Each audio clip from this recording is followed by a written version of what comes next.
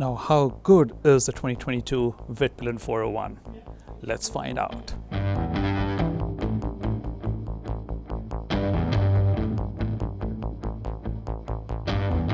Is Vitpilen the best beginner motorcycle in its class?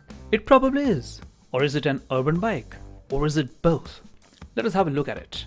First, let's do the numbers. It is a single-cylinder thumper 373cc from KTM Duke 390 that we have all come to love and appreciate, with 4 valves per cylinder, 44 bhp, and 35 Newton meters of torque.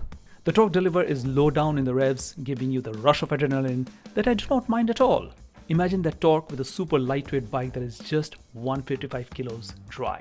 Let's look at the design. French designer Maxime Thouvenin, working for Kiska, practically designed the Husqvarna street bikes from ground up. The Vitpilen that you see is his work. It's a piece of art. I personally like this design so much that I feel it will never get old.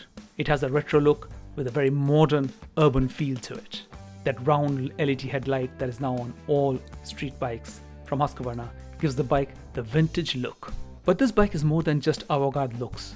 That powerful engine and the lightweight frame is enough to make you go at 170 km an hour on the highway.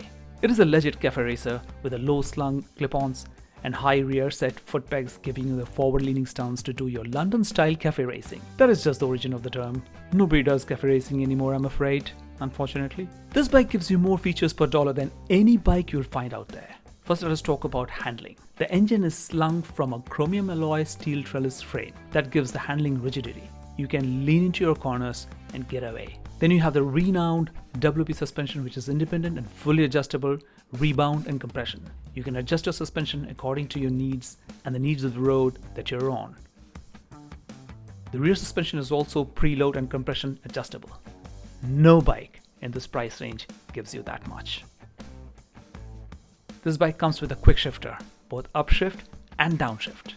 Again, no bike in this price gives you that. Slipper clutch is standard. That will not give you clutch hopping as you downshift. ABS is standard with a 320mm single rotor in the front and a 260mm rotor at the rear. Enough braking power for a super lightweight motorcycle. As you sit on it, it is a forward-leaning stance, as I was saying. That gives you better control of the bike on the tarmac. That forward-leaning stance, due to the clip-ons, is what gives you control and confidence of throwing it into the corners.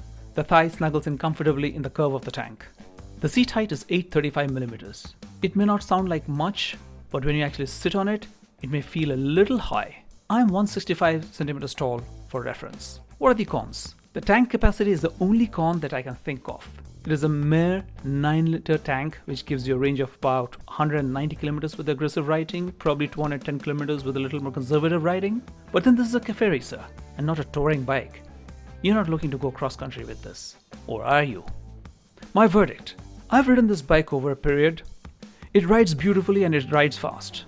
But is it a beginner bike? Yes and no. It's a great Café Racer for sure. It will keep an experienced urban rider happy as you zip past other bikers. It can be a great beginner bike if you're careful with your right wrist because of the heavy torque at low revs. This is a bike you can learn on and grow into and keep for a long time. It is great value for money. One pro tip though, for this bike: ask your dealership to activate the quick shifter before taking delivery. This is important for you to be able to do the clutchless shifting once you warm up with the bike. You just had a look at the 2022 Vitpilen 401 in detail. What do you think of the Vitpilen 401? Would you want to buy it? I'd like to know your views and your thoughts, and leave them in the comment section down below. And I'll be seeing you in the next one.